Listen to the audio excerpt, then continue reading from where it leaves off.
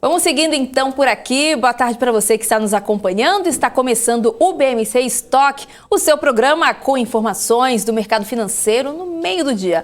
Confira agora os destaques do programa de hoje, segunda-feira, dia 11 de outubro.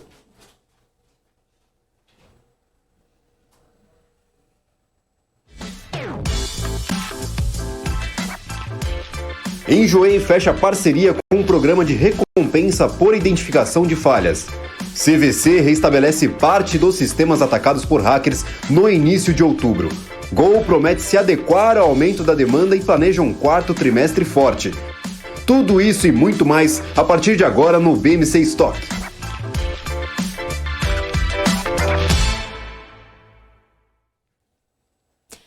E a gente começa o estoque desta segunda-feira com boa tarde para o Gabriel Monteiro, que hoje apresenta o programa ao meu lado. Seja muito bem-vindo, Gabriel. Boa tarde para você. Boa tarde, Hanna. É um prazer estar aqui, um horário diferente. Normalmente eu faço fechamento de mercado com o Rafael Lara e com a Débora Oliveira. Aí o feriado faz a gente trocar um pouquinho a escala. É um prazer estar apresentando do seu lado, estar aqui trazendo essas principais notícias do mercado de hoje aí para quem está investindo.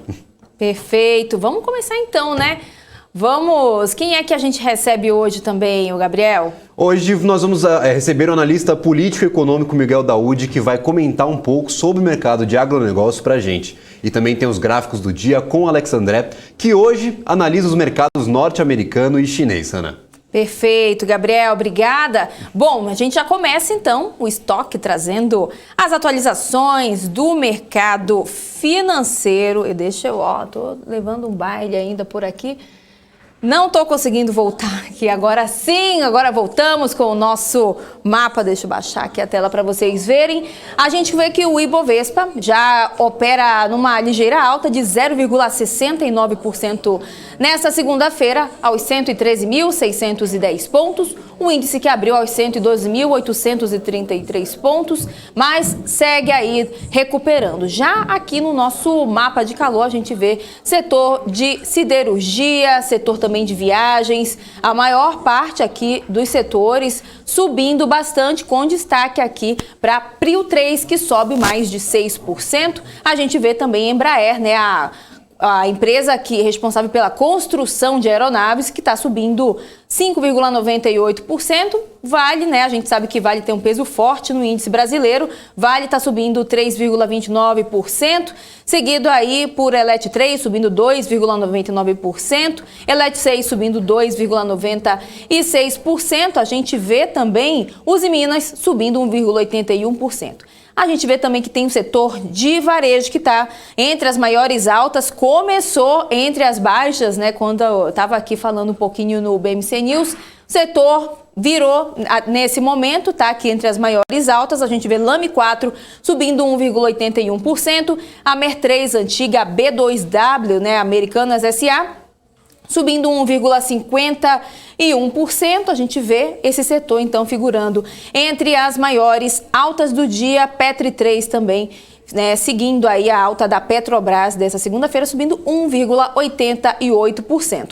Já entre as maiores baixas, a gente vê os bancos, né, aparecendo. Banco Inter, né, BID 11 caindo mais de 6%, BID 4 caindo 6,7%, Banco Pan também recuando 5,91%. A gente vê aqui que os bancos estão figurando entre as maiores baixas e também tem setor de varejo, né? Tá bem misto o setor hoje. No pregão, a gente vê Magalu aqui caindo 2%, Pets recuando 3,12%. Quem mais está caindo aqui? Eu estou procurando, a gente falou das companhias aéreas também, a Azul está caindo 1,56%, o Gol também estava caindo, que eu dei uma olhada agora há pouco também, Cogna e Dux também estão figurando, né, o setor de educação figurando entre as maiores baixas. A gente, é claro, vai monitorando e vai trazendo tudo aqui para você em tempo real, mas agora a gente vai ver como é que estão os números lá fora, as bolsas internacionais. É com você, Gabriel. Isso aí, Hanna, a gente começa pelas bolsas da Europa, DAX aí operando praticamente no 0 a 0, com uma baixa de 0,09%, FTSE operando com 0,69% positivo, CAC 0,16% de elevação, e já o índice aí Eurostoxx operando em uma baixa de 0,04%.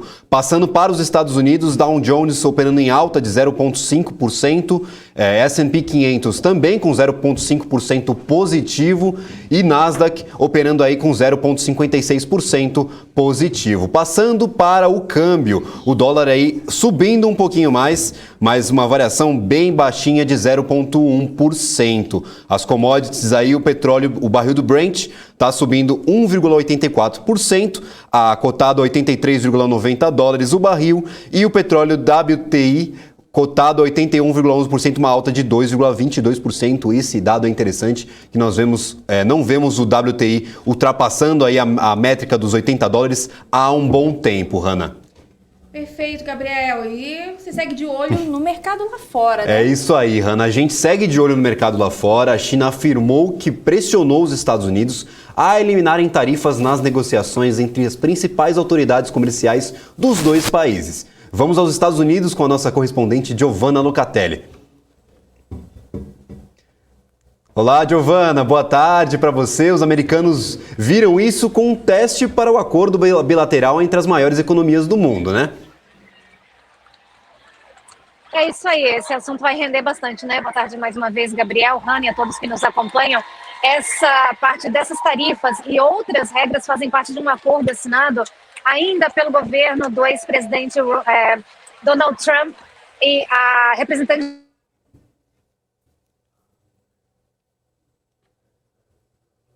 Ah, que pena, a gente perdeu, né, Gabriel? Por enquanto, a nossa conexão com a Giovanna, mas a gente segue, é claro, trazendo informação aqui no nosso BMC Stock, falando agora de CVC, que comunicou ao mercado que obteve progresso no restabelecimento dos sistemas afetados em função do ataque de ransomware sofrido no último dia 2 de outubro. E a empresa afirma que restaurou parcialmente a funcionalidade daqueles relativos à contabilidade, né, contas a pagar e também o ERP.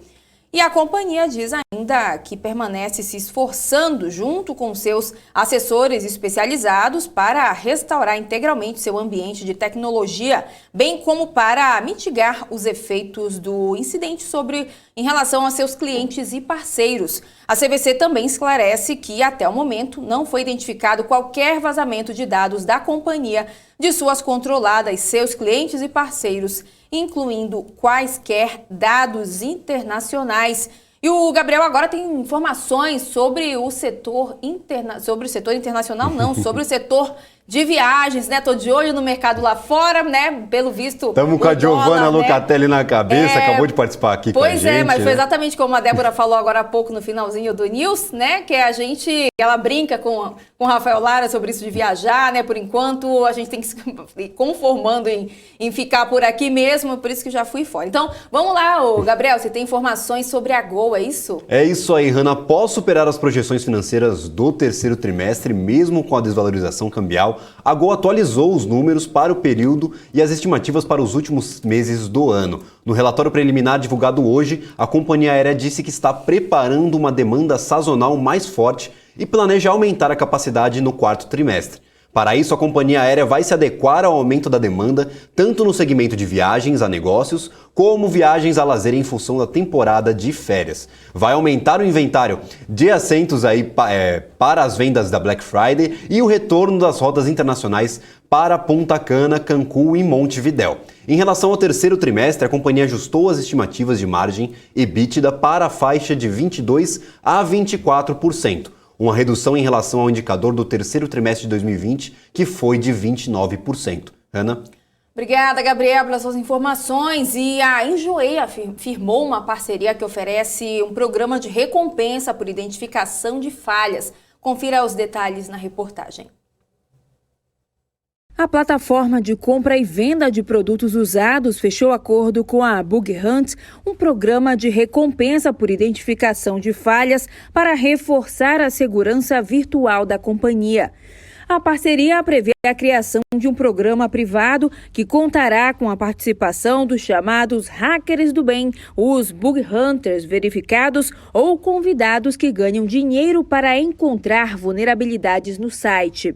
O Enjoei destacou a importância de aumentar a segurança na pandemia, principalmente com a chegada do trabalho remoto, onde a companhia não tem o controle de onde o funcionário está trabalhando, ajudando a melhorar o processo interno, aproximando o time de segurança dos times de desenvolvimento.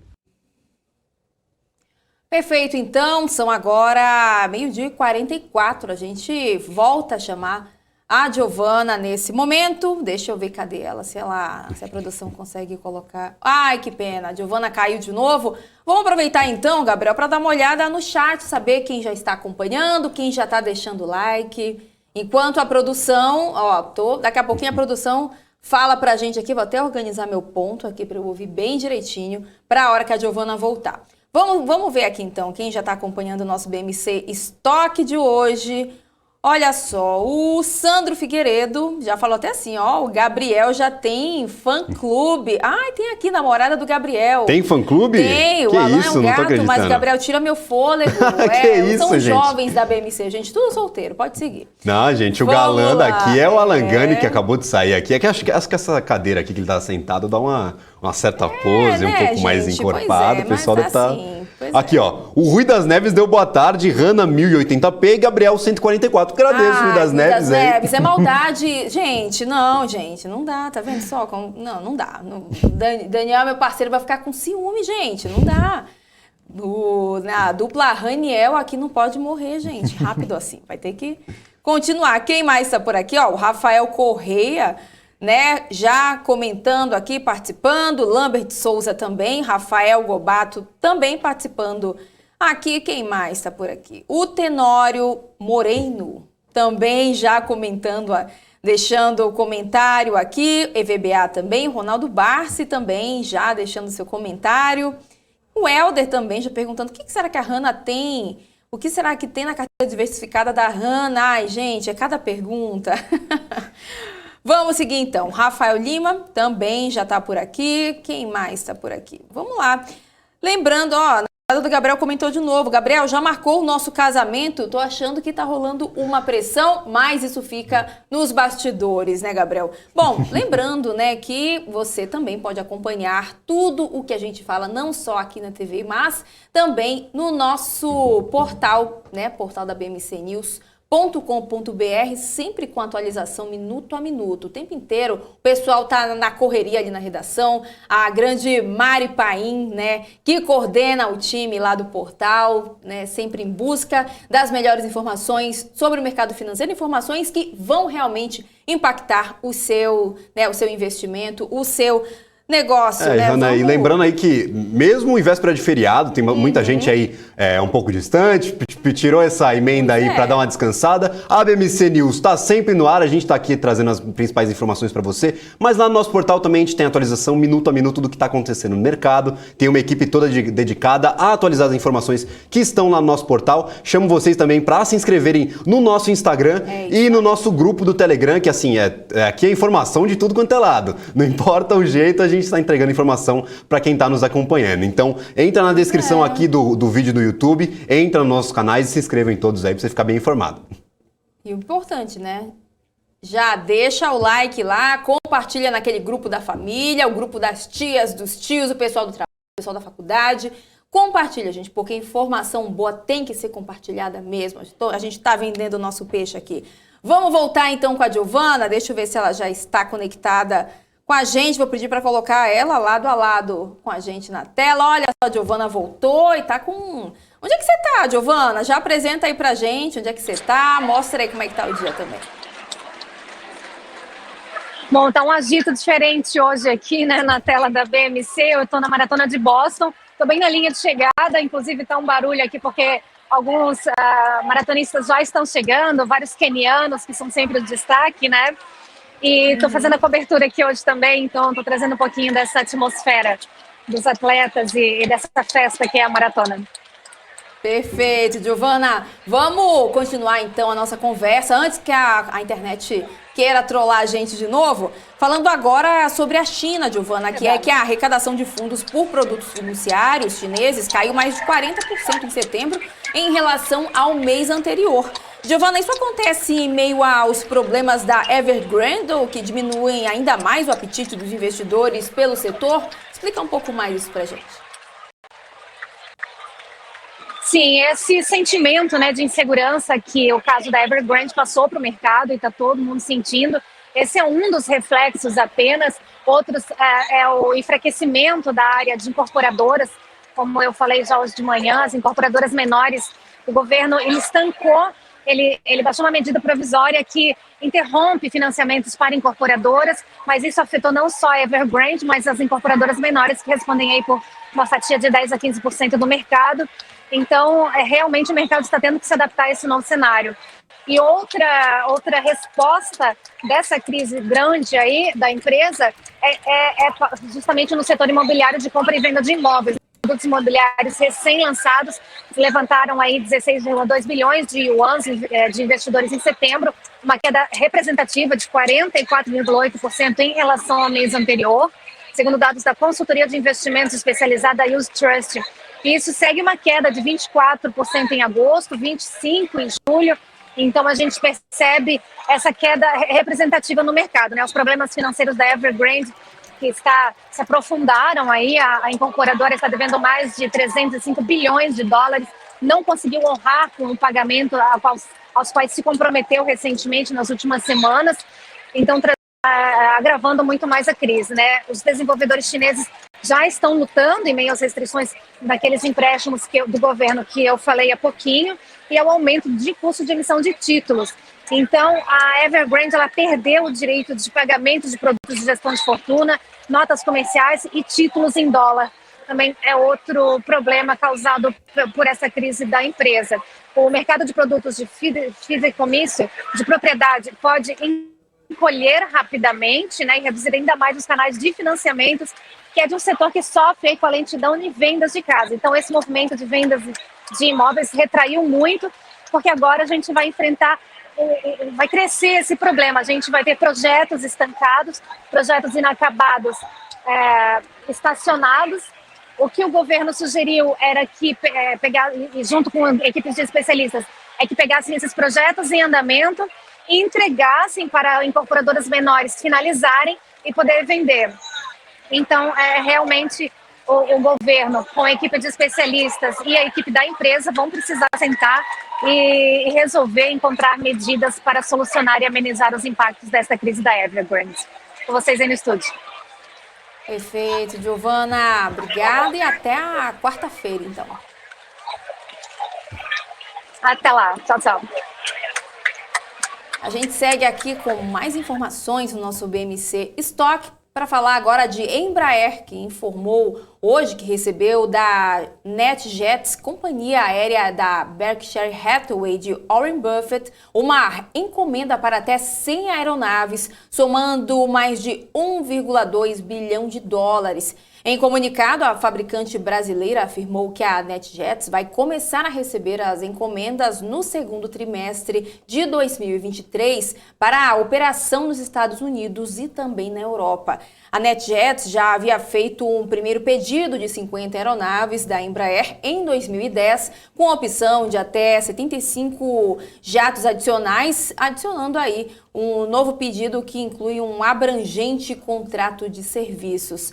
E a gente segue com mais informações. O Gabriel agora tem informações sobre Lojas Renner. É isso aí, Hanna. A Lojas Renner anunciou um investimento de 1 bilhão e 200 milhões de reais em um novo centro de distribuição de olho nas vendas online. O projeto vai ser concentrado na cidade de Cabreúva, no interior paulista. A varejista informou que está investindo 750 milhões de reais do próprio bolso e mais 520 milhões de reais de um aporte da Kine Investimentos, gestora de fundos do Itaú. As vendas por canais digitais da Renner somam 414 milhões e meio de reais no segundo trimestre, crescimento de 66,5% em relação ao mesmo período do ano passado. Obrigada, Gabriel. Bom, a gente agora vai conversar com o nosso convidado. Hoje a gente fala com o Miguel Daúde, analista de economia e política, que já está conectado com a gente. Miguel, primeiramente, seja muito bem-vindo ao BMC Stock. Obrigado, é um prazer estar aqui com vocês novamente. Adoro Prazer participar todo deste nosso. programa.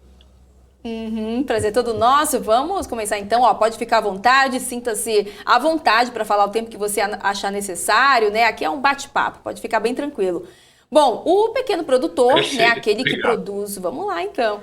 O pequeno produtor, né, aquele que produz alimentos para vender na cidade, está vendendo menos. Isso porque os custos de produção estão subindo cada vez mais. E o que pode ser efeito disso?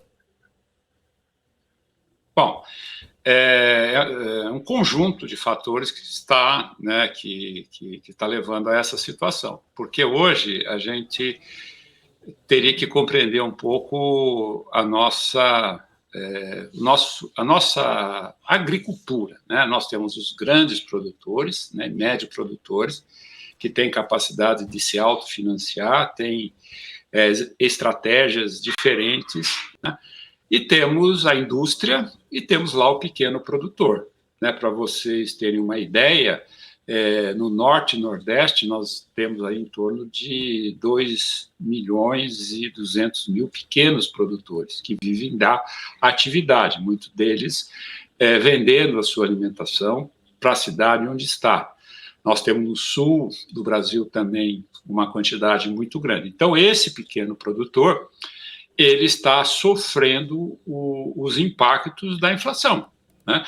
Os custos estão subindo demais, eles não têm mecanismos, né, de estrutura de garantia de preço, e isso está fazendo com que eles se afastem da atividade, e esse afastamento acaba levando, além de tudo isso que nós estamos vendo, uma pressão inflacionária. Agora, tem solução para isso? Claro que tem. Hoje, o Ministério da Agricultura, ele tem instrumentos de políticas agrícolas necessários para garantir a produção e necessários para garantir os preços desses pequenos produtores. Só que isso custa, né? E hoje o Ministério da Agricultura, eu poderia dizer com toda segurança, sem medo de errar, que é um apêndice do Ministério da Economia. Quer dizer, qualquer ação hoje do Ministério da Agricultura, eu estou falando para os pequenos produtores, né? Não estou falando porque tem uma divisão, né? É um setor que tem a segmentação. Então, o Ministério da Agricultura, ele não tem recursos para fazer a execução dos instrumentos de políticas agrícolas para garantir renda e a produção de alimentos. O que a gente ouve é dizer, o Brasil é o maior produtor de alimentos. Então, se nós somos o maior produtor de alimentos em 2019, 2020, seremos agora em 2021, em 2022, por que o preço do alimento está subindo no Brasil? É uma incoerência, né? Quer dizer, nós somos os maiores produtores de soja, de milho, de carne, né, de café, de algodão, que são produtos que têm os seus preços lá no mercado internacional. Agora, aqueles produtores que colocam a comida na mesa do brasileiro, esses estão, como toda outra atividade econômica no país, estão ao relento, sem nenhuma ajuda do governo. Então, eu acho que, em primeiro lugar, nós precisaríamos entender isso. Por isso que eu acho que é importante essa colocação de vocês a respeito do pequeno produtor. Existem números, né, que dizem que 70% dos alimentos que vão para a mesa dos brasileiros vêm do pequeno produtor. E esses pequenos produtores não são considerados. Inclusive, tiveram financiamento cortados, não tiveram ajuda. Então, se a gente quer manter, né, uma estabilidade na produção de alimento, nós teríamos que ter a execução dos instrumentos de políticas agrícolas e o Ministério da Economia deveria, sem dúvida nenhuma, fazer o seu papel, que é exatamente ajudar a estabilidade da moeda e, consequentemente, aliviar um pouco a fome que nós estamos vivendo. Quer dizer, o Brasil hoje tem 116 milhões de pessoas, isso é um dado conhecido de todos, que passam por alguma necessidade alimentar, fora os que estão na miséria, concorrendo, né, com comida de animais, com animais, né? Você vê hoje certos lixões no Brasil em que o ser humano está buscando alimentos junto com animais. Então, isso são imagens que a gente não pode deixar de colocar a necessidade de se resolver esse problema, que não é tão difícil, basta ter a vontade de resolvê-los. Perfeito. Perfeito, Miguel. Primeiro, dar uma boa tarde para o senhor. A gente sempre se encontra aqui nos bastidores da BMC. Eu falo por você por telefone, fico mais na produção dos programas. Hoje eu estou lhe encontrando aqui no ar, então é um prazer estar falando contigo. O senhor mencionou essa questão Gabriel, dos grandes... Oi? Não, eu só queria dizer para você que eu fiquei entusiasmado, né, em participar ao lado de vocês, e pelo jeito você é um galã do programa aí, só recebe... Ele faz sucesso. Esses jovens por aqui fazem sucesso. Que isso, tem o pessoal no chat agora, até o Miguel me falando que eu sou galã. Eu vou ficar um pouco mais animado aqui em participar do programa ao vivo. Quem sabe não vai pra frente aí. É isso aí. Miguel, o senhor comentou essa questão da dualidade aí, dessa diferenciação entre o grande produtor e os pequenos produtores. A gente vê bastante dificuldade aí, principalmente no aumento dos preços dos custos de produção. Isso, em parte, é refletido pelo custo aí repassado e refletido pelos índices de inflação. Agora, a produção brasileira de grãos, ela deve atingir um recorde na próxima temporada, com mais de 288 milhões de toneladas, segundo a Conab. Você acredita que esse aumento pode ajudar aí a dar uma contida na inflação? Ou, como realmente você havia mencionado, tem outros fatores que não dependem da produção efetiva de alimentos aqui dentro do Brasil? Sim, não tenha dúvida. Eu acho que essa super safra que está sendo projetada pela Conab vai depender muito, né, exatamente do fornecimento de insumos, porque para a safra agora 21, 22, boa parte dos insumos já foram comprados pelos produtores, pelos grandes produtores. Agora, a safra 22, 23, essa safra ainda não tem os insumos adquiridos pelos produtores. Eu acredito que essa questão da China, né, a gente ouve muito essa questão da moradia. Olha, uma coisa que a gente tem que entender com clareza é que o governo chinês tem todas as alavancas na mão da economia. Então, eu não vejo grande problema na economia chinesa. Tanto que não é só eu que não vejo, o mercado financeiro não vê. Quando você olha os títulos de governo do mundo todo, eles não estão precificando uma possível crise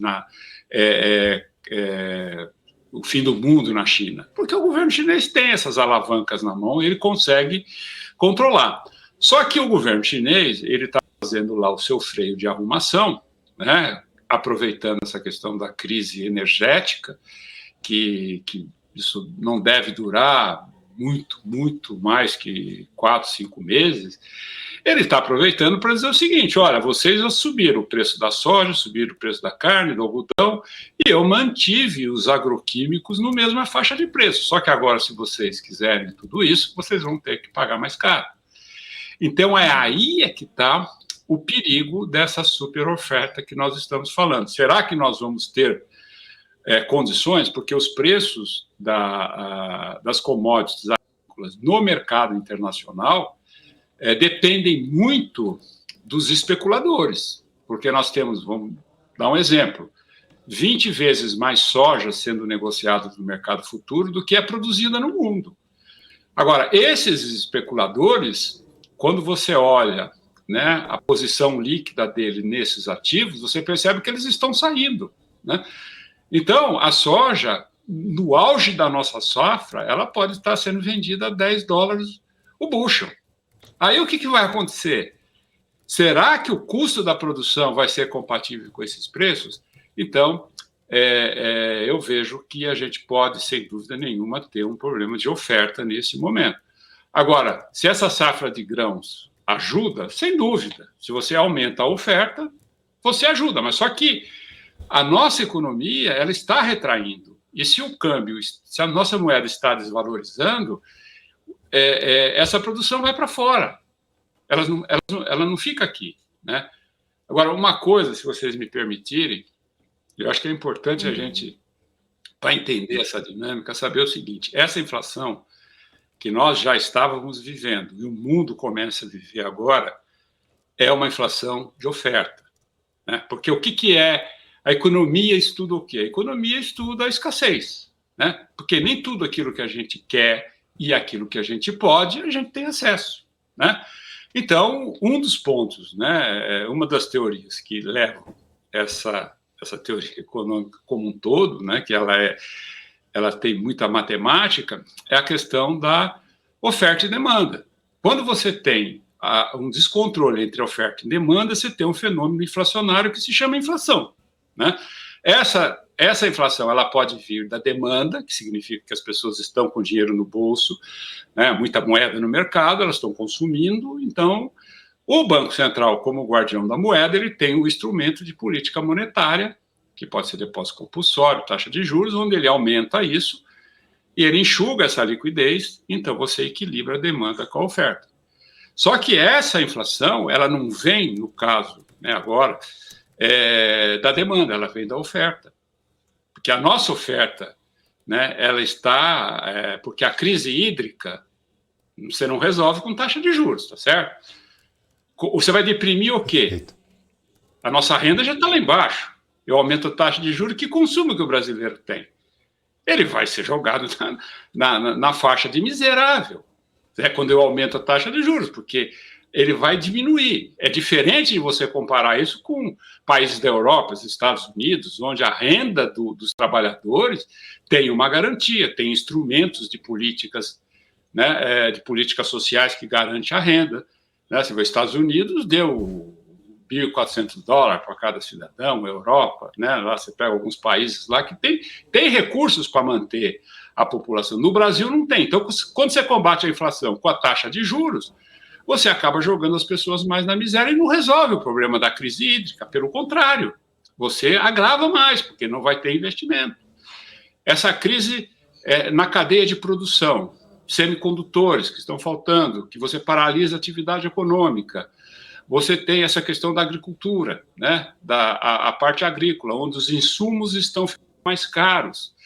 Então, você tem um cenário, né, bastante complexo. Não quer dizer que a grande produção agrícola vai resolver o problema da inflação. O que resolve o problema da inflação, ou começa a resolver o problema da inflação, seria nós tentarmos trazer credibilidade para a nossa economia, coisa que eu vejo muito difícil nesse momento. Uhum. Falei demais, perfeito, né, Gabriel? Pois é, ó. Que isso. Vamos lá, então, ó, tem pergunta chegando aqui do nosso chat. O Helder perguntando o seguinte: como é que você viu os dados da balança comercial, melhor agosto de 2021, né? Brasil continua mantendo o desempenho? Sim, a balança comercial brasileira, ela não tem a dúvida, principalmente pelo lado agrícola, da agropecuária, ela vem superando metas e metas, né? Metas não, vem superando indicadores aí cada vez maior. Agora, isso não quer dizer que os dólares que entram aqui, né, pela balança comercial, estão fazendo distribuição de renda. Porque as exportações, ela tem origem na mão de poucos, né? Você não tem um sistema de distribuição de valor para a produção de valor agregado, né? Tá, aí fica uma sugestão para o governo, né? Para que mantermos 370 bilhões de dólares na balança, na nossa economia, quando isso vai custar para nós aí em torno de 150 bilhões de reais, a diferença de juros da reserva aplicada e aquela que nós recebemos. Se nós vendêssemos aí 200 bilhões de dólares da reserva e esterilizássemos a dívida correspondente, nós jogaríamos o câmbio para um patamar civilizado, onde as pessoas pudessem ter um combustível adequado, ter uma série de coisas adequadas, mas isso falta coragem e visão conjunta de um país, né? Coisa que nós não temos. Então, a balança comercial, dólar em cima de dólar, não quer dizer que isso seja positivo para o país. Evidentemente que se tiver um choque aí fora, o Brasil está garantido, mas hoje o que interessa para o país é você ter a produção de comida e as pessoas estarem bem atendidas para ter o direito à sua cidadania. Perfeito. Perfeito. Miguel, vamos falar um pouco agora sobre o milho especificamente. A gente vê um movimento aí de alguns produtores que estão armazenando milho e provavelmente deve ser liberada essa quantia aí quando a colheita de soja começar. Por que isso acontece? Qual o motivo dessa movimentação? O produtor, ele quer ganhar mais, né? Você sabe que nós vocês que cobrem o mercado financeiro, você sabe que um dos grandes problemas do investidor é a ganância, né? Às vezes ele perde por achar que ele vai ganhar mais daquilo que ele já ganhou. E o produtor de milho está segurando o milho, né? Esse milho está estocado, e assim que começar a colheita da soja, ele vai ter que soltar esse milho no mercado, né? E dependendo da oferta deste milho e dependendo da produção do milho no Brasil, o milho pode cair muito fortemente, e que é um cenário positivo, porque o milho é utilizado para formação da proteína animal. Isso pode sim acontecer, é uma das coisas que o produtor tem que ficar muito atento a isso. Quer dizer, não ficar segurando tanto milho e ter que jogar tudo no mercado ao mesmo tempo, e isso vai, sem dúvida nenhuma, jogar o preço do milho para baixo e que acaba ajudando um pouco esse processo inflacionário. E, Miguel, o presidente Jair Bolsonaro disse que o Brasil poderia sofrer um desabastecimento em 2022, né, já no próximo ano, por causa da falta de fertilizantes vindos da China. Você acredita que esse desabastecimento no Brasil pode realmente ocorrer ano que vem? E qual é o projeto, né? Qual é o projeto que seria necessário para evitar um colapso assim aqui? Olha, eu acho que o presidente não informaram corretamente o presidente. Ele foi aquilo que eu falei, nós batemos recordes de produção, né? E a China não vai deixar de fornecer para o Brasil, né, para outra safra, porque provavelmente parte dos problemas que ela vem enfrentando será resolvido. E, por outro lado, a falta de alimentos, e nunca faltou alimentos. O problema hoje da inflação é preço, né? É preço, é dólar, né, que assumiu uma trajetória aí fora do normal, essa crise, os combustíveis, a política de preço da Petrobras, né, que deveria ter uma revisão, e isso tudo. Então, eu não acredito em falta de alimentos. Eu acho que quem informou o presidente que poderia faltar alimento não informou corretamente. Eu acho que vai faltar alimento, como sempre faltou no mundo, não por questão de produção, mas sim por questão de potencial de comprar. Você vê, a fome no mundo não é porque falta alimento, é porque as pessoas não têm dinheiro. Né? Você pega a África, não tem dinheiro, então eles morrem de fome porque não tem como comprar alimento. E o Brasil, a falta de alimento pode se dar exatamente por uma perda das pessoas terem capacidade de comprar alimentos. Eu acho que, independente de qualquer coisa, a gente tem que respeitar, né? É o nosso presidente, nós temos que respeitar as nossas instituições, mas eu acho que naquilo que nós pudermos ajudar, né, que a gente acompanha, é exatamente isso. Eu acho que não vai faltar alimento, não. Vai faltar para quem não tem dinheiro, né? E muita gente não vai ter dinheiro no Brasil. Perfeito. E, inclusive, puxando esse gancho, tem uma pergunta aqui do Sandro Figueiredo, que perguntou o seguinte: a crise dos fertilizantes na China pode piorar a situação? Sim, a crise, se você tem hoje o Brasil tem uma dependência, né? Tem agroquímico, o Brasil depende 100% da China, da Índia, de fora. Na média, 70%. Então, se você tem uma crise, você vai pagar mais caro, né? E nós não temos tempo, né, eu estou dizendo assim, pagar mais caro, porque se você diminui a oferta, o preço vai subir, né? No Brasil, o Brasil, no passado, quando ele começou a transformação da sua agricultura, tinha um projeto para se investir na autossuficiência dos insumos para a agricultura. E esse projeto foi abandonado porque era muito mais fácil para a Petrobras, para Vale do Rio Doce, importar esses produtos do que prospectar aqui para poder atender a demanda. Só que está acontecendo isso, né, de falta de alimento. E você vê, nós temos petróleo, né? O Brasil hoje é praticamente autossuficiente em petróleo. Só que nós não investimos nas nossas refinarias para refinar o petróleo bruto e hoje nós temos que importar 30% dos combustíveis, né? Agora, nós pegamos 30% dos combustíveis e jogamos em toda a nossa economia. Então, é coisa que teria que ser revista também. Então, os agroquímicos, os fertilizantes, eles poderiam ter aqui investimentos para tornar o Brasil autossuficiente, se é o que nós desejamos ser a grande potência, né, mundial de alimentar o mundo. Agora, como é que nós vamos alimentar o mundo se a China tem lá uma dor de barriga e a gente começa a ter problema aqui? É difícil. Perfeito. Perfeito. Miguel, ainda continuando aí no tema da China, eu acho que, como você mencionou, ela está com todos os mecanismos na mão ali mecanismos econômicos para mexer com a economia. Após mais de um mês de embargo às exportações de carne bovina por parte da China, o Brasil pode retomar a venda nas próximas semanas. Isso por causa do caso de vaca louca que tivemos por aqui, mas que não existem mais registros até o momento. Existem motivos para que a China permaneça com esse embargo, não? Sim, sim, muito bem colocado.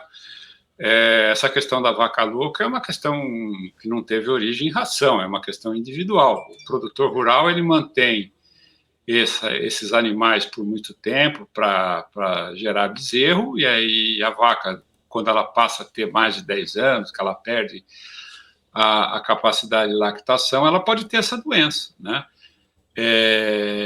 Então, a China sabe que não tem origem na ração, mas é evidentemente que ela aproveita esse momento para fazer uma negociação ou ajudar um pouco nos preços. Então, todo o boicote que o Brasil tem, ou toda a interrupção de fornecimento de carne que o Brasil tem a título de vaca louca, o que está por trás é a questão dos preços, para ter uma condição melhor de preço. E a gente sabe que a produção de carne bovina, a partir de um determinado patamar de preço, ela não se viabiliza, porque em função dos custos que estão muito altos. Agora, também não sei se a China vai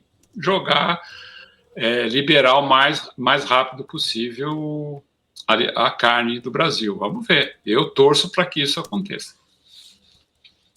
Perfeito. E falando agora sobre o café, né, que enfrentou no primeiro semestre no Brasil um grande problema relativo ao clima, né? A gente falou bastante aqui sobre isso na BMC News. A gente teve um frio rigoroso e o que acabou ocasionando perdas nas plantações, especialmente lá em Minas Gerais. No Brasil, os analistas acreditam em preços firmes, mas com certa volatilidade para o café, já que existe um medo de que a produção seja bem menor que a do ano que vem. Você acredita que o país possa mesmo ter uma quebra muito grande em relação à produção?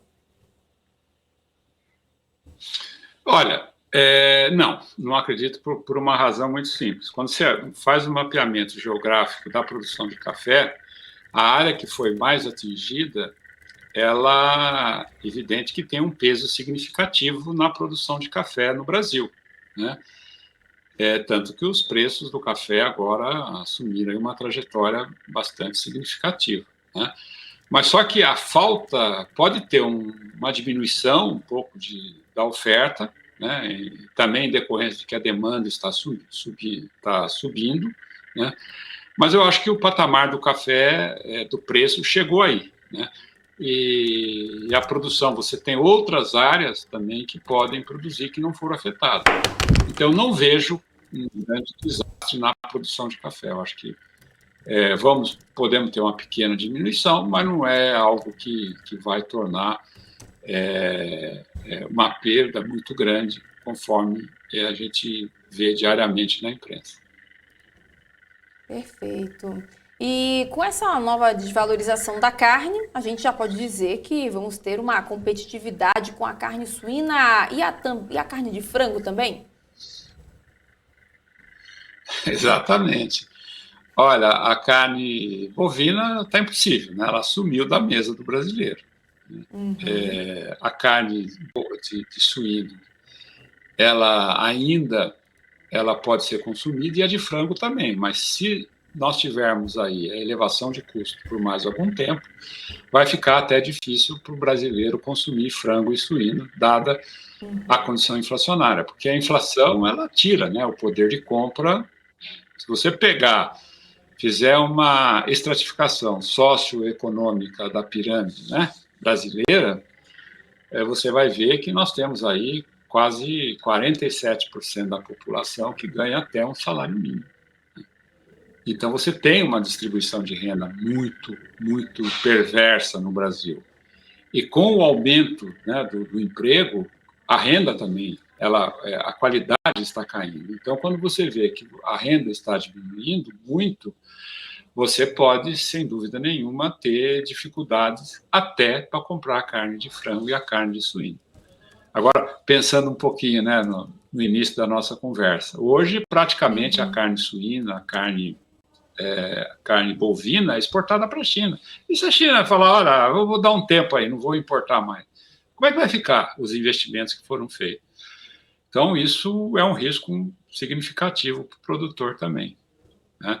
Por isso que a economia tem que crescer, por isso que esse dólar no patamar que está é ruim para o Brasil, né? Eu acho que nós temos que ter uma melhora no humor em relação para melhorar a credibilidade.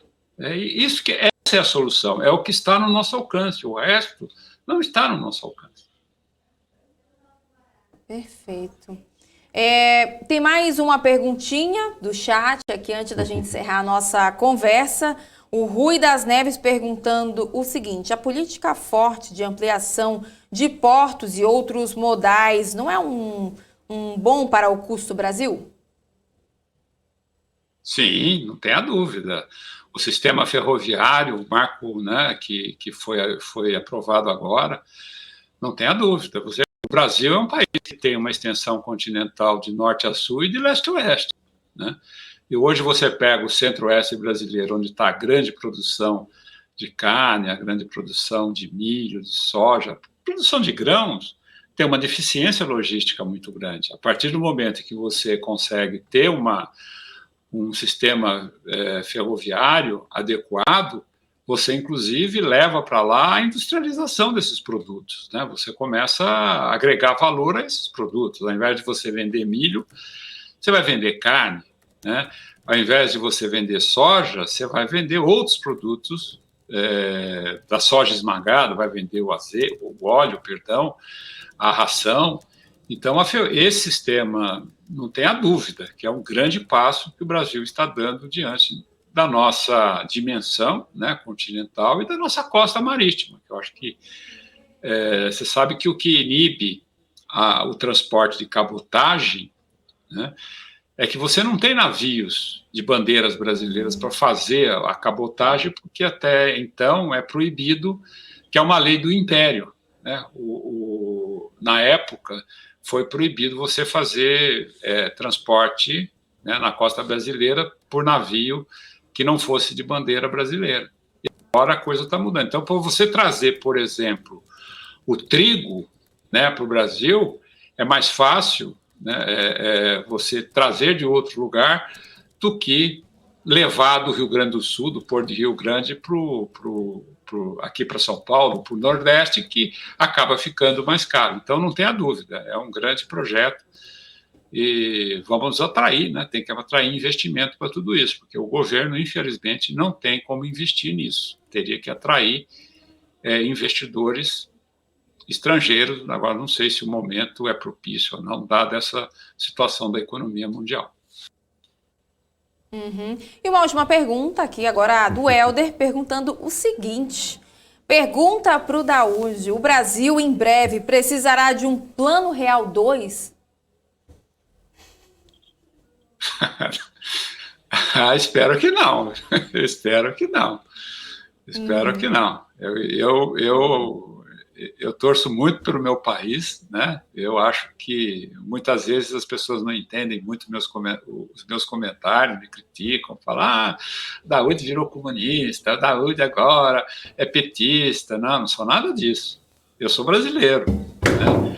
E tudo que eu falo, eu não falo com críticas a B ou C. Eu falo a favor da minha pátria. Eu acho que não temos que ter um plano 2, não. Não quero nem pensar nisso. Eu vou insistir para que o Banco Central, para que o governo venda as reservas, parte das reservas, esterilize a dívida correspondente, jogue o dólar mais para baixo, e é uma das coisas que está ao alcance dele. Mesmo que, olha, se nós vendermos 170 bilhões de dólares das nossas reservas, nós vamos ficar com 200. É muito dólar ainda. E nós vamos diminuir o custo disso. Porque você manter uma reserva dessa custa muito. Porque você aplica a taxa de juros americana e está pagando agora com a alta da Selic. Né? Quando a gente ouve os economistas, os analistas falar, você viu a curva de juros lá na frente, está subindo e tal. Isso significa o quê? Que o custo disso está subindo. Então nós temos que urgentemente conter esse ímpeto do câmbio. Né? Porque o câmbio, sem dúvida nenhuma, ele pode ser desastroso para o país. Perfeito. Miguel, queria agradecer a sua participação aqui no BMC Stock, mas antes eu queria que você deixasse as suas considerações finais, né? O que o brasileiro, investidor, pode esperar aí para os próximos meses? Olha, eu sou muito otimista com o Brasil, né? Eu sou muito otimista. Eu acho que o Brasil é um país que tem muito por fazer, né? O Brasil tem muita coisa que cabe investimento, infraestrutura, na questão social. Você tem muito investimento que você pode fazer. O que você precisa era de uma organização da nossa economia. E eu vejo com bons olhos e falo aí para os meus amigos, né, as pessoas que estão nos ouvindo, continuem investindo. Né? Eu gosto de comprar ação, compre ação, com moderação, não especule, coloque o que você precisa, porque eu tenho certeza que nos próximos 5 anos o Brasil terá uma explosão muito positiva. Quando nós olhamos o mundo, a gente olha o Brasil, a gente sabe que o Brasil tem todo o potencial para ser uma grande nação. Então, portanto, não desanime, não se antecipe, né? Quando houve o caso da companhia chinesa lá, todo mundo saiu vendendo, não faça isso, né? O mercado, ele é ciclotímico, ele ora está otimista, ora está com medo. Então, essa ciclotimia, você não pode ser vencido por ela. Você fica na sua, segura e vai em frente. Invista, siga o conselho de vocês. Eu, de vez em quando, vejo, né? Sempre estou vendo os conselhos. Olha, não tenha dúvida, o caminho é esse mesmo. Então, o conselho que eu dou, continue otimista, continue investindo, que o Brasil, não tenha dúvida, vai ser, em breve, uma grande nação. Perfeito. Então, tá aí as palavras de Miguel Daoud, analista de economia e política. Obrigado, espero que você volte em breve aqui no BMC Stock, tá bom? Eu agradeço também, Daniel. Eu fico aqui para... É sempre muito bacana bater um papo contigo. A gente sempre bate um papo por telefone, a gente está batendo um papo hoje aqui no ar, é sempre bacana escutar o que o senhor tem a dizer. Então, muito obrigado mesmo por dar essa entrevista aqui para a BMC News. Não, mas é assim que a gente gosta, porque aí você esclarece melhor, né? O pessoal consegue entender mais, é assim que a gente gosta. E aqui, né, como eu falei no comecinho, pode ficar à vontade, pode falar o tempo que achar necessário, né? Tem perguntas, às vezes, que tem realmente um desdobramento diferente, tem mais detalhes, mas já sabe como é o esquema aqui. Pode ficar à vontade, aqui você pode se sentir em casa, tá bom? Tá, eu que agradeço a oportunidade e um grande abraço a vocês e aos ouvintes, os telespectadores agora, nesse momento. A gente que agradece. Tchau, tchau. E um ótimo finalzinho não, metade de segunda-feira para o Miguel. Mas antes da gente chamar os gráficos do Alex André, eu vou dar uma passadinha pelo mercado para a gente saber. Vou até pedir para a produção compartilhar o nosso Profit Pro da Nelogica. Olha só ele aí na tela, deixa eu dar uma olhada aqui. O Ibovespa, né, tá tímido ainda hoje, né, segunda-feira com cara de sexta-feira, mas a gente segue acompanhando aqui. O índice está subindo 0,30% aos 113.204 pontos. O índice que abriu aos 112.833 pontos chegou aí a casa dos 113.981 pontos. Encostou aí nos 114 mil, mas voltou a cair e agora tá operando assim, não cai muito, tá? Vai ficar aí na casa, chegou no finalzinho da manhã a subir, a chegar no 1%, 1,3%, caiu de novo. A gente, é claro, vai monitorando daqui. Já no nosso mapa de calor, tá bem dividido, tá bem misto hoje.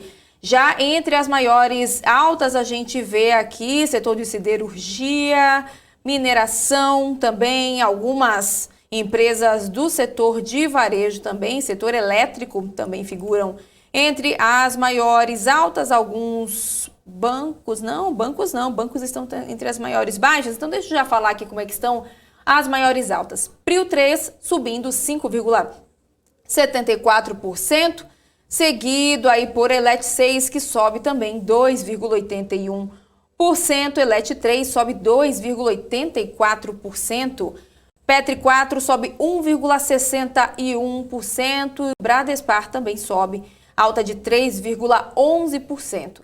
Já a Embraer, a gente falou, né, mais cedo sobre a Embraer, e a construtora de aeronaves está subindo, então, nesta segunda-feira, com alta de 4,77%. Esse gráfico me deixa confusa. Do nada vira para um lado verde para um lado, vermelho para o outro, e a gente vai acompanhando aqui, né, Gabriel? A gente vai se achando aqui, não tem problema não.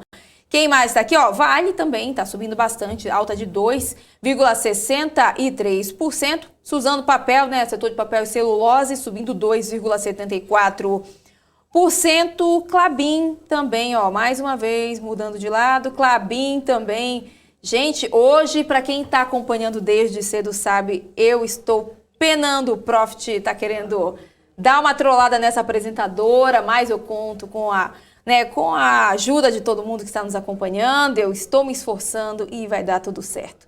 Já entre as maiores baixas, a gente vê que os bancos, né, como a gente já falou também durante todo o nosso BMC News, né, com a grande Débora Oliveira, a gente falou que os bancos também estão entre as maiores baixas do dia. Baixa forte aqui para o Banco Inter, que recua mais de 7%. Banco Inter recua mais de 7%, BID 11, né, na verdade, recuando mais de 7%, BID 4 recuando 6,85%, Banco Pan também está recuando, queda de 6,74%.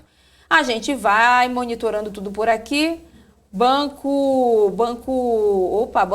Setor de varejo, né, Magazine Luiza, está caindo aqui 2,67% de queda. Pets também recuando 4,02%. Quem mais está caindo aqui? Grupo Soma também, entre as maiores baixas, a baixa de 1,56%. A gente vai monitorando aqui e o Gabriel tem mais algumas informações, né, aqui. Na verdade, um pequeno giro aqui do mercado internacional. A gente vai começar falando um pouco aqui das bolsas dos Estados Unidos. Dow Jones aí operando positivamente com 0,23%, basicamente no 0 a 0. E aí seguida também pelo S&P a 0,17% positivo e Nasdaq a 0,30% positivo. Já na Europa a gente tem DAX fechando aí a 0,05% negativo, ou seja, basicamente no 0 a 0 aí nessa segunda-feira. FTSE a 0,72% positivo e CAC avançando 0,16% positiva nessa segunda-feira. Já o câmbio aqui, vamos dar uma olhada, o câmbio subindo 0,23%, cotado aí a R$ 5,52. As commodities, o barril Brent, aí, como a gente já vem atualizando desde o começo do dia, Prio nas maiores altas, Petrobras nas maiores altas, o barril de petróleo Brent subindo 1,97% agora, cotado a 84 dólares, e o petróleo WTI subindo 2,47%, cotado a 81 dólares e 31 centavos. Obrigada, Gabriel, pelas suas atualizações. Agora chegou a hora de ir aos gráficos com o Alex André, que hoje traz análises dos Estados Unidos e também da China. Fala, Alex! A gente sempre traz 10 principais gráficos aqui no BMC Stock, sempre para trazer uma leitura macro, né, uma leitura mais top-down, junto aí com um investidor, né, para trazer para você a melhor decisão, né, de investimento na sua carteira de investimentos como um todo, né? E sempre começando, né, com uma leitura, né, falando um pouco mais sobre a inflação. A gente sempre comenta aqui no BMC Stock, né, um pouco mais sobre inflação, um pouco mais sobre crescimento, companhias tanto nos Estados Unidos e na China. E agora a gente vai trazer o primeiro gráfico para falar um pouquinho dos Estados Unidos, né, um setor que é muito comentado, que é o setor de tecnologia, né? Então nesse gráfico aqui, o primeiro gráfico que a gente retrata aqui agora, né, são os principais setores, né, são segmentos, né, dentro do setor de tecnologia. Então a gente tem aqui o desempenho year to date das principais companhias de acordo acordo com os microsetores, né, dentro de tecnologia. Então, distribuidor de tecnologia crescendo quase 40%, né, instrumentos, equipamentos eletrônicos, né, crescendo quase 30%, software crescendo 28%, equipamentos semicondutores crescendo 25%, lembrando que só semicondutores subindo quase 19%, lembrando, né, que tem um desafio da cadeia de supply chain no mundo inteiro, né, tem um shortage muito grande, que ainda vem se agravando, que implica muito mais a inflação, que é um ponto que a gente traz aqui todos os dias no BMC Stock. Também temos equipamentos de comunicação crescendo 25%, também tem tecnologia da informação 15%, só o S&P 500 também crescendo em torno de quase 16%, 15,9%, componentes eletrônicos crescendo 8,8%, e também outros indicadores, também outros setores, né, microsetores correlacionados ao setor de tecnologia como todos nos Estados Unidos, tá? São as principais companhias que atuam nesses setores, tá? Subsetores.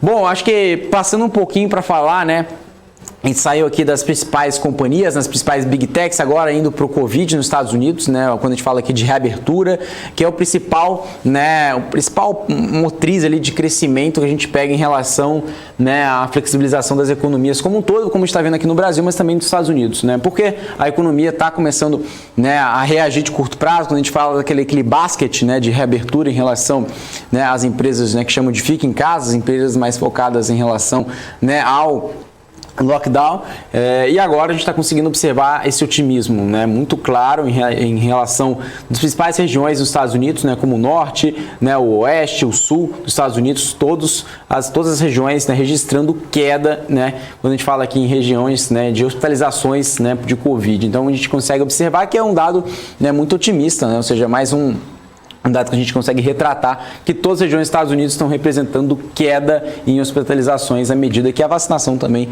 vem avançando. Então isso é uma leitura também, além de positiva, mas por outra hora, né, a gente consegue ver tanto uma aceleração de curto prazo, né, em um setor da economia, mas em outro a gente consegue pesar que não é o Covid em si, mas tem em relação do shutdown, né, ou seja, a relação do teto da dívida, em relação também, não só o fiscal, mas também, né, em relação da cadeia de suprimentos como um todo, ou seja, quando a gente fala que, né, toda a cadeia vem sofrendo aumentos, né, a gente vê aqui, por exemplo, PVC crescendo mais de 70%, a gente falou aqui também ao longo da última semana em relação ao gás natural, que também vem crescendo muito, tudo isso implica, né, no preço final dos produtos, né, ou seja, que você mesmo, consumidor, paga no dia a dia, e isso traz, né, ou seja, o menor poder de compra, ou seja, você tem que despendiar mais dinheiro, né, para o mesmo produto. Então isso é a inflação, né, de forma geral, traduzindo-se aqui, e isso não é bom para a economia. Inclusive, tem muito se falado aqui, né, no BMC News, inclusive no BMC Stock, alguns gráficos falando sobre estagflação, né, que é o baixo crescimento da economia aliado ao aumento da inflação. Então, não só o gráfico relacionado aqui à Covid, como eu acabei de comentar, é um indicador também que a gente tem que olhar somente como esse gráfico como um principal proxy de crescimento. Não é bem assim, mas olhando em relação não só à saúde pública, também é um dado muito positivo, né? Agora, no próximo gráfico, a gente vai continuar reiterando, né, uma leitura que a gente já trouxe esse gráfico anteriormente, né, nos últimos meses aqui no BMC News, mas a gente já atualizou esse gráfico. Quando a gente fala aqui em relação, né, ao uso de cartão de crédito, gastos de cartões de créditos, né, quando a gente fala aqui do Morgan, né, quando a gente fala aqui dos cartões principalmente relacionados, né, aos cartões do Morgan Stanley, né, nos Estados Unidos, né? Então o que a gente tem aqui, valores agregados, né, tanto que a gente fala aqui de crédito e débito, né, utilizados aqui, ou seja, a gente consegue observar que teve uma retomada muito forte, né, teve uma diminuição, né, em torno de março, ali em maio do ano passado, claro, né, em relação ao Covid, as pessoas diminuíram seus gastos, restrições de, né, tanto de, né, de movimentações de pessoas, enfim, também até incertezas, né, ou seja, em relação aos principais empregos, né, suas ocupações, e agora voltando como nunca, e uma demanda muito reprimida, né? Então isso traz também um otimismo em relação ao consumo que continua alto, né? A gente vem falando isso desde de maio e julho desse ano e continua esse indicador positivo, que isso é bom também, que traz ali dados do varejo, né? De forma geral, a gente tem até aqui no Brasil que a gente pode falar dados da Cielo, né? Que falam toda semana, né? Tem os dados do varejo da Cielo que o mercado acompanha, principalmente as principais varejistas, e também ao mesmo tempo, né? Nos Estados Unidos também tem uma leitura, né? À medida que o setor vem retomando, principalmente os setores que foram mais afetados, inclusive a gente falou também na última última semana, né, dos setores mais afetados, que ainda não voltou, né, ou seja, não teve aquele break-even. Algumas regiões sim, né, mas a maior parte não. Quando a gente fala de hotéis, restaurantes, também quando a gente fala aqui de aviação de forma geral, as companhias têm aí cada vez mais mostrado sinais de recuperação, e uma delas que a gente observa, quando a gente fala aqui não só do setor de financials também, que tem uma relação, né, positiva, né, com o aumento de juros, que é a principal discussão também nos Estados Unidos de forma geral, né, que isso, caso tenha um tapering, né, diminuição de estímulos, aumento de juros nos Estados Unidos, pode favorecer o maior spread de crédito também das companhias, né, financeiras dos Estados Unidos, né, que aqui também colabora até mesmo com o aumento da taxa básica de juros, que a gente consegue observar, também favorece, né, os principais grandes bancos. Também trouxemos também esse gráfico na última semana, quando a gente falou um pouquinho mais sobre o Wells Fargo, né, quando a gente trouxe ali sobre Bank of America, Morgan Stanley, os principais grandes bancos favorecendo um possível aumento gradual dos juros, né, ao longo dos últimos meses, como pode favorecer, né, os ganhos dos principais bancos. Então isso é o principal consenso do mercado, tá? Então isso que a gente consegue observar, mas não só olhando em relação ao cenário macro, o micro também está indo muito bem, né, de acordo com esse gráfico aqui, né, do Morgan, né, do Chase. Bom, agora a gente falando aqui em relação, né, ao tapering, né, que a gente sempre comenta aqui que é a parada dos estímulos, né, de forma gradual, né. Então a gente tem aqui esse gráfico que é muito interessante, né, o gráfico do JP Morgan, né, ou seja, o forecast, né, expectativa, o consenso do JP Morgan, como deve ser esse tapering, né, ou seja, a gente consegue observar, né, desde o começo desse ano, né, em janeiro, né, fevereiro, março, abril, começa ali, né, tendo estímulos na ordem, né, de 43 bilhões de dólares, né, todos os meses. Agora chegou ali com 143, chegou a bater em junho 160 bilhões de dólares. Agora, né, a gente conseguiu observar no último mês de setembro 120 bilhões. Aí sim tem a expectativa do JP Morgan que agora, né, em outubro seja 120 bilhões, novembro também seja 120 bilhões de estímulos.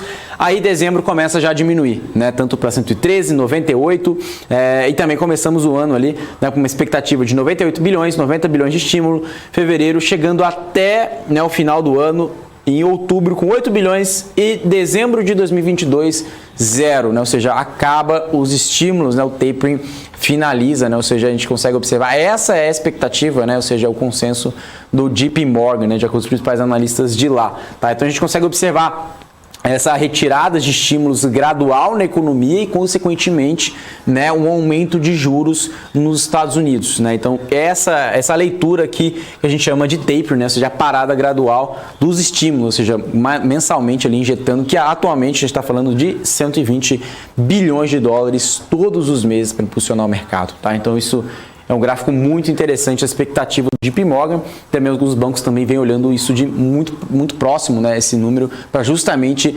entender uma leitura, né, em conjunto, né, com os outros dados, como que deve a economia americana reagir com o PIB e os principais indicadores econômicos, tá? Bom, agora esse gráfico é interessante, né? A gente sempre fala em relação ao otimismo e também em relação, né, ao pessimismo do mercado, e esse gráfico é muito interessante, né? Esse gráfico tem um histórico, né, desde 2019, né? Esse gráfico aqui da CNN, que fala que se o mercado está otimista ou se o mercado está pessimista, está com medo, né? Então a gente consegue observar agora, né, que está abaixo ali de 40 pontos, né? Lembrando, né, que acima de 40 pontos, né, o mercado fica um pouco mais moderado, né? E acima ali de 60 pontos o mercado já começa a entrar no modo ali de ganância, né? Ou seja, um modo ali mais otimista. E agora a gente consegue observar, né, que nos últimos meses, né, desacelerou de uma forma muito forte. Inclusive a gente consegue observar, né, nos últimos dias, né, também a bolsa reagindo dessa forma. Inclusive mês passado também, né, aqui no Brasil e lá nos Estados Unidos, esse gráfico a gente fala de Estados Unidos, tá, de forma geral. O que a gente pode traduzir, né, por hora? O mercado está com medo, né, de forma geral. A gente vê aqui, ó, extremo medo, né, lembrando que 2020 chegou a bater ali, né, quando teve o Covid, né, na mínima. O que esse gráfico traduz é simplesmente o seguinte, né? Compre quando o mercado está com medo e venda quando o mercado está otimista, né? Ou seja, muito otimista. Então esse gráfico traduz basicamente isso, né? É um trade baseado, né, nesses dois sentimentos, né? Então, vamos ver que você comprou aqui no Covid, quando o mercado entrou aqui em euforia, você vendeu, depois você comprou, depois você vendeu. Então, é basicamente essa leitura. Claro, não é a principal leitura que você vai tomar para você fazer os seus investimentos, mas o mercado entende-se basicamente, né, que torna-se uma irracionalidade, né, à medida que os preços caem de uma forma muito vertiginosa, num curto espaço de tempo, e a gente consegue ver no relativo, né, de uma forma geral, de acordo com o histórico, quando a gente fala que a gente aumenta essa amostragem, que cada vez mais esse trade, né, que a gente fala aqui em relação à ganância e também o medo do mercado, se traduz basicamente em compras e venda dos participantes do mercado de forma geral. Claro, a gente tem que entender também a classe de ativo, né, e também o perfil do investidor de cada um, mas esse gráfico ele traduz muito bem isso, né, os ciclos do mercado, né, ou seja, tanto de alta quanto de baixa, o que reflete nas compras e vendas, ou seja, isso traduz muito bem e agora o mercado está, né, praticamente ali no âmbito vendedor, né, mais vendas do que compras em certo momento, o mercado ficando receoso de curto prazo, de acordo com os últimos argumentos que eu até apresentei aqui, né, como fala, tapering, inflação, né, possível estagflação, né, em relação também ao shutdown, China, Evergrande, né, outra companhia também, né, Fantasia, que também reportou resultados também semana passada, falando do possível calote de 200 milhões de dólares, tudo isso, né, representa, né, uma relação de aversão a risco de forma, não só nos Estados Unidos, mas nos mercados globais, tá? E agora nesse gráfico é interessante, né, a gente sempre falar um pouco, eu falei um pouco também sobre tecnologia, né, eu destrinchei um pouco sobre tecnologia lá no primeiro gráfico, agora eu vou falar dos principais setores que vêm performando, né, nos últimos dias, né, nas últimas semanas, né.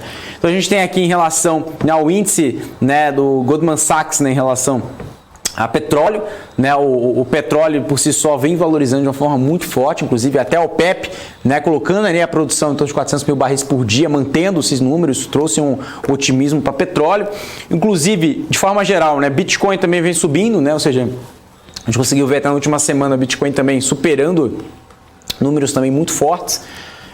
Energia, né, a Energy, de forma geral, como a gente comentou aqui, né, a gente vê PVC, carvão, todos as commodities, né, ou seja, de forma geral, até mesmo minério de ferro também se recuperando no curto prazo, né.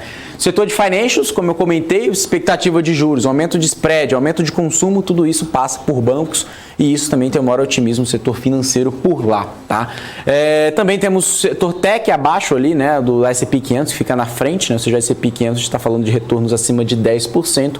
E quando a gente fala aqui de retornos negativos, até mesmo retornos quase zero, a gente fala aqui dos hedge funds, tá ali, né, um pouco ali de 1%, bonds e gold, né, o ouro, reportando, né, números mais baixos. Inclusive, MSCI Emerging Markets, estamos aqui próximo a zero, né, estamos ali no 0 a 0. Quando a gente fala de MSCI Emerging Markets, é um índice do Morgan Stanley, né, de mercados emergentes, o Brasil está inserido, aí dentro desse bolo todo, né, China, Rússia, Turquia, os principais países emergentes, o Brasil está ali num pedacinho menor desse índice, né, que colabora ali nesse indicador.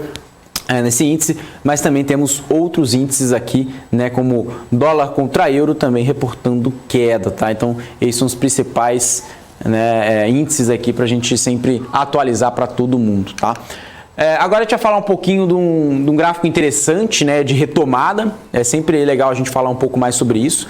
Agora a gente vai falar um pouco mais sobre a Europa, né, a retomada da Europa, que está muito devagar em relação aos Estados Unidos, quando a gente fala aqui na forma relativa, né, num basket aqui, assim dizendo, ou seja, né, numa cesta, né, de ativos, né, de ações na Europa, vem reagindo positivamente sim, tendo retomada, mas muito mais abaixo do que até mesmo a retomada por si só, né, da economia real como um todo. Isso que demonstra nesse gráfico. Então essa linha branca a gente fala aqui, né, do índice, né, de atividade do Google, né, da Europa, na zona do euro, que praticamente ele demonstra, né, a flexibilização, a retomada das atividades por lá, né, ele tem todo esse banco de dados, né, das pessoas, enfim, de todo o conglomerado ali da Europa que demonstra, né, que as pessoas estão se locomovendo, né, estão tendo flexibilizações, estão indo para restaurantes, tudo isso a gente consegue ver, né, que se colou ali desde maio, né, desse ano, e vem mostrando uma grande, né, alta. E por si só, a gente consegue ver até mesmo uma queda, ou seja, até quando, né,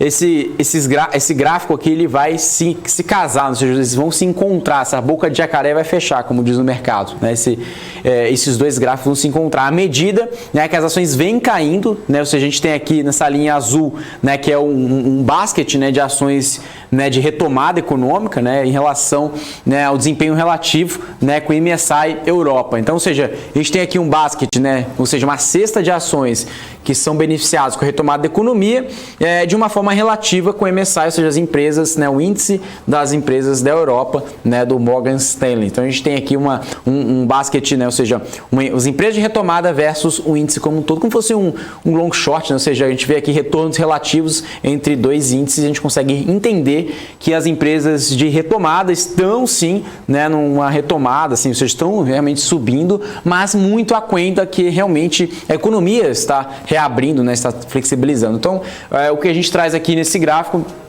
é que praticamente os analistas, né, colocam em relatório, né, que pode sim, né, nos próximos meses ou até mesmo, né, no próximo ano, esse gráfico se fechar, esse gap fechar à medida que as companhias consigam entregar melhores resultados e até mesmo com as principais preocupações, ou seja, do setor de serviços e também a preocupação com inflação, baixo crescimento econômico, tem uma demanda reprimida muito forte que pode, né, trazer, né, como o principal argumento para esse gap se fechar nos próximos meses ou até mesmo no próximo ano, tá? E aqui agora a gente sempre fala em relação, né, dos principais commodities, né, o que trouxe, né, um outro ponto, né, de alerta é o gás natural, né? Inclusive tem até em relação aqui, né, que a gente consegue observar ali em janeiro de 2021, né, ou seja, a intervenção do Biden, né, o Biden até mesmo colocando em perspectiva, né, do oleoduto russo, né, em questão da Alemanha, né, ou seja, os principais, teve uma grande discussão ali em relação às restrições, né, de gás ali, né, provavelmente da Rússia, que também traz ali, a gente está falando ali em números, né, um pouco aproximados, ou seja, um pouco ali de 1/3, né, ou seja, de todo o gás ali, né, que a Europa consome, vem ali, né, da Rússia, ou seja, a Rússia é uma grande provedora de gás para a Europa, à medida que a gente está falando do inverno da Europa, né, que está se aproximando aí, ou seja, a gente está falando ali no final do ano e, né, o inverno é muito rigoroso e exige, né, o aquecimento das casas, né, até mesmo um uso maior da indústria, e a gente está vendo esse crescimento, esse preço aqui. Essa linha laranja é o preço do gás natural, né? Chegou a subir aí nos últimos dias mais de 20% em um único dia, né? Então, se a gente consegue observar uma alta vertiginosa do gás natural, que é o principal proxy da inflação na Europa, tá? Então, isso é um ponto de atenção. Aqui no Brasil a gente não coloca isso o principal ponto, a gente sempre fala de minério de ferro, fala de petróleo, mas na Europa, né, que está sendo muito discutido por lá, para quem investe na Europa, para quem tem ações na Europa, né, ETFs na Europa, entenderem, ou seja, gás natural, né, ou você ganha com gás natural, ou seja, você tem uma exposição a essa commodity, ou até mesmo entender, né, uma possível preocupação com a inflação como um todo na economia europeia, tá? Bom, agora a gente vai falar desse gráfico que é interessante também, né? Esse gráfico que a gente fala aqui, né, do S&P 500 e essa relação aqui, né, de PC Ratio, né? Para quem conhece é Put Call Ratio, né? Ou seja, qual que é essa relação? É muito interessante esse gráfico, até mesmo para quem opera opções, para quem quer entender o sentimento do mercado, tá? Put Call Ratio é basicamente uma relação, né, das puts, né, disponíveis no mercado com os calls, né? Ou seja, a gente consegue ver essa relação, ou seja, o que está mais demandado, ou seja, qual que tem mais força compradora, né? Ou seja, de put, de call, para onde o mercado está indo, né? Ou seja, a gente consegue observar essa relação no ano, quantos dias a bolsa caiu? 2%, 3% e por aí vai, né? A gente tem esses três principais indicadores aqui, 1, 2, 3, menos 1, menos 2, menos 3%, a gente está falando de quedas aqui. É o que é interessante, né? Quando a gente fala dos anos 2000, tiveram 35 dias que a bolsa caiu 1%. Lembrando que em 1974 tivemos 52 dias que a bolsa caiu 1%, né? E aqui a gente compara também com 2008, em 2008 caíram 34 dias, caiu 1%, 18 dias caíram 2%, 3 dias 23%.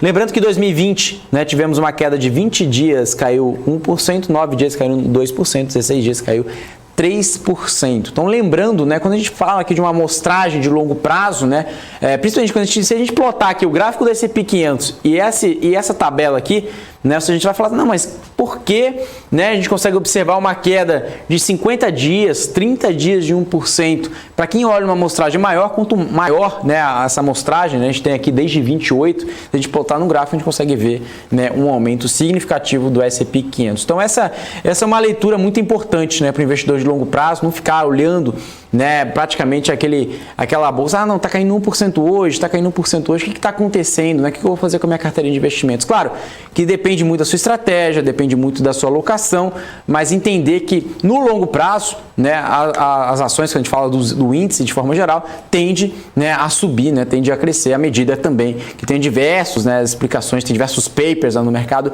que embasam essa tese. Mas lembrando que a gente está falando, a gente não está comentando de dry down, a gente não está comentando as maiores quedas. Inclusive a gente falou isso nos últimos dias. A gente está falando aqui de quedas relacionadas a número de dias e número da quantidade, intensidade dessa queda, né? Então, a gente vê aqui quedas de 1%, né? A gente consegue entender. Inclusive, em 1974, tivemos 52 dias, né, de queda de 1%, né? E ninguém comenta, né? A gente sempre fala de 2000, ano 2008, e a gente não comenta de 1974, por exemplo, né? Que tem mais de 52 dias de queda. Então, entender a relevância do longo prazo para os investimentos, né? Em relação que diminui esse impacto negativo, porque ficar olhando numa ótica, né, de um ano, de poucos meses, talvez isso pode até mesmo cegar, né, em relação ao potencial de determinado ativo, ou até mesmo do índice como um todo.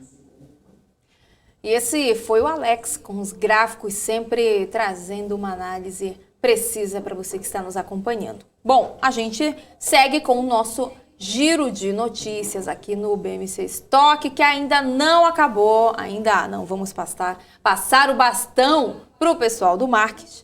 Vamos agora, tenho informações aqui sobre o Goldman Sachs, que comentou que a compra de 50% da Comerc pela Vibra Energia, ex-BR Distribuidora, anunciada na sexta-feira à noite, é positiva e está em linha com o plano estratégico da empresa de diversificar as suas operações por meio da geração de receitas a partir de novos negócios, como a comercialização de energia elétrica e gás natural. O banco manteve o preço-alvo de R$ 32,00 e recomendação de compra para a companhia. Seguindo aqui com informações, falando agora sobre o setor de saúde. A Cora Saúde confirmou que a Camburi Participações, sua controlada, fechou um acordo para aquisição de 80% do Grupo Otto. O Gabriel Monteiro tem mais informações para a gente sobre isso, né, Gabriel? Isso aí, Hanna. Esse contrato vai além de compra e venda de cotas e forma uma sociedade com acionistas e fundadores do Grupo Otto na operação de todas as atividades da companhia no Ceará. Com o acordo, a Cora passa a deter 80% das ações e os acionistas fundadores do Grupo Otto, os outros 20%. O valor dessa compra foi de 248 milhões de reais, sendo que vai ter um preço pago à vista no valor de 140 milhões na data de fechamento, 79 milhões ao longo aí de 6 anos e 29 milhões pela troca de ações das participações da companhia nos hospitais Gastroclínica e Hospital São Mateus, que serão incorporados aí ao Grupo Otto. Nos últimos 3 meses, a Cora conseguiu 3 grandes compras em Fortaleza, totalizando 449 leitos. A companhia segue investindo na expansão de seus negócios e na diversificação de geografias. Hanna? Obrigada, Gabriel, pelas suas atualizações. E a Grendene oficializou a parceria com a gestora 3G Radar. A Joint Venture, com sede no Reino Unido, tem o objetivo de distribuição e comercialização dos produtos da Grendene em determinados mercados internacionais. A parceria vai ser controlada e gerida também pela 3G Radar, que terá 50,1% do capital social da Joint Venture e vai indicar 3 membros do seu conselho de administração, enquanto a Grendene vai deter 49,9% do capital social e vai também indicar 2 membros do seu conselho de administração. Conforme previsto no acordo de acionistas, a companhia e a 3G Radar vão contribuir na Joint Venture um montante de $50 milhões na proporção de suas respectivas participações, até 30 dias contados da data de assinatura do acordo de acionistas. E o Banco do Brasil vendeu participação no banco digital Digio para o Bradesco pelo valor de R$625 milhões. Veja os detalhes na reportagem. As controladas Bradescard Elo Participações e a BB Elo Participações celebraram um contrato para adquirir cerca de 49,99% de participação no Banco Digital Digio. O contrato foi assinado com a interveniência da Elo Participações e de outras empresas que compõem a atual estrutura societária do Digio. De acordo com o comunicado, após a transação, o Bradesco passará a deter indiretamente 100% do capital social da fintech. O Bradesco afirmou ainda que a transação está alinhada com a sua estratégia de investir em empresas digitais. Criado pelo grupo Elopar, holding fundada em 2015 por meio de uma parceria entre o Banco do Brasil e o Bradesco, o Banco Digio conta atualmente com aproximadamente 2 milhões de cartões de crédito e uma carteira de crédito de 2,5 bilhões de reais. A conclusão da compra agora aguarda a aprovação do Banco Central e do CAD, o Conselho Administrativo de Defesa Econômica.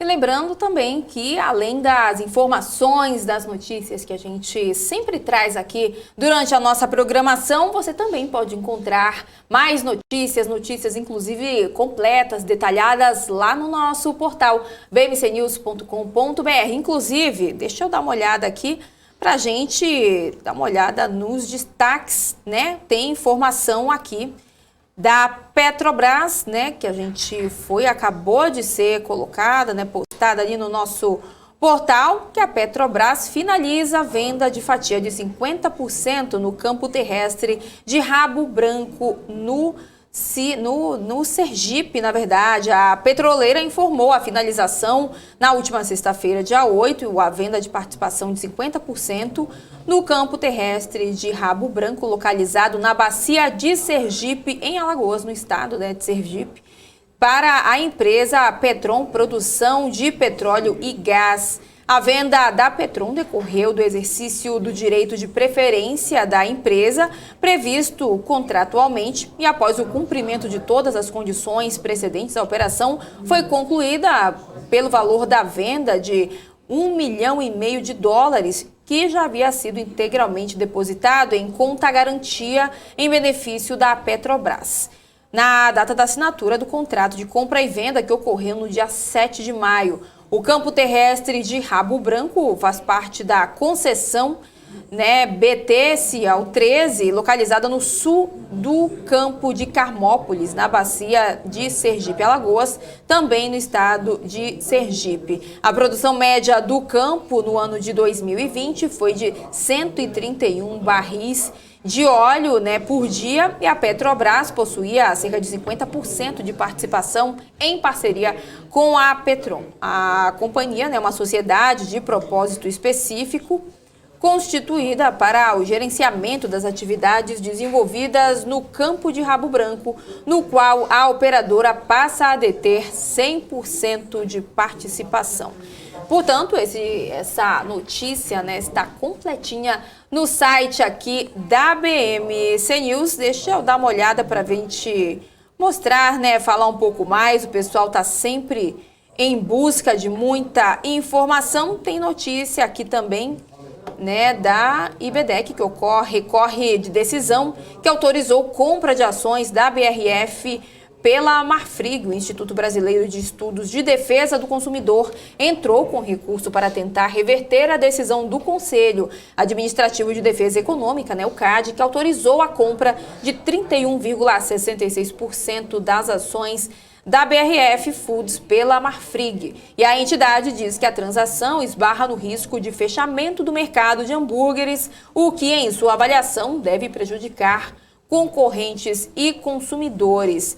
A pedido do Instituto para o CAD dar um passo atrás e ouvir os autores do mercado antes de bater o martelo sobre a aquisição. Eu vou direto com o Gabriel Monteiro, que acho que ele está de olho. Eu vou trazer uma informação bem bacana que saiu hoje, Hanna. É importante a gente ficar de olho nessas coisas. Principalmente aí em questão da Covid. A AstraZeneca, ela diz que o medicamento AZD7442 reduz os casos graves de Covid em testes da fase 3, ou seja, se encaminhando aí para os testes finais da medicação. A empresa informou em comunicado que seu medicamento aí conhecido como AZD7442, conseguiu uma redução estatisticamente significativa nos casos graves e mortes por Covid-19 em comparação com o placebo, em pacientes com sintomas leves e moderados na fase 3 da pesquisa.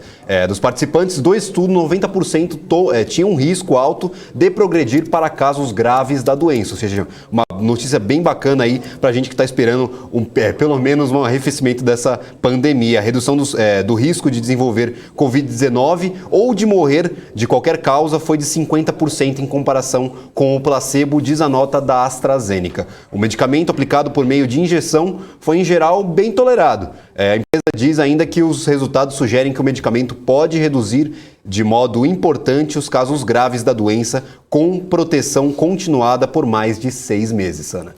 Obrigada, Gabriel, pelas suas informações. E uma última notícia, um levantamento feito pela ANP referente à semana do dia 3 e o dia 9 de outubro ainda não captou os impactos dos reajustes da gasolina e do gás de cozinha anunciados pela Petrobras na última sexta-feira, já que eles passaram a valer no sábado, último dia de coleta de dados. O botijão de 13 quilos de GLP chegou a custar R$ 135 na semana passada. E a média de preços passou de R$ 98,47 para R$ 98,67. Desde o mês de março deste ano, o combustível subiu cerca de 90%.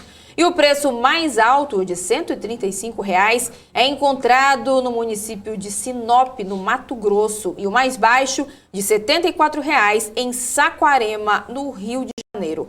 A gasolina subiu em média 0,4% nos postos na semana passada, nos preços variando de R$ 4,69 em Cascavel, no Paraná, a R$ 7,24 em Bagé, no Rio Grande do Sul. E no ano, a gasolina já registra uma alta de 57,3%.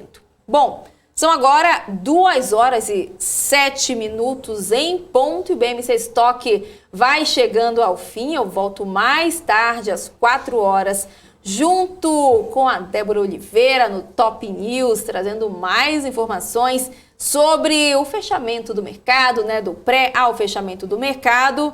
E é isso então, Gabriel? Obrigada pela sua companhia hoje aqui no nosso Giro de Notícias. Perfeito, essa companhia é um pouco extraordinária aqui. Obrigado, Hanna, pela parceria. Eu volto só na quarta-feira agora com o Top News, aqui as notícias de fechamento do mercado, com o Rafael Lara e com a Débora Oliveira. Essa segunda-feira aqui que tá meio com cara de sexta. Segunda-feira com cara de sexta, Aí chega quarta-feira, todo mundo, fica meio perdido, mas tá tudo certo. Valeu, Gabriel!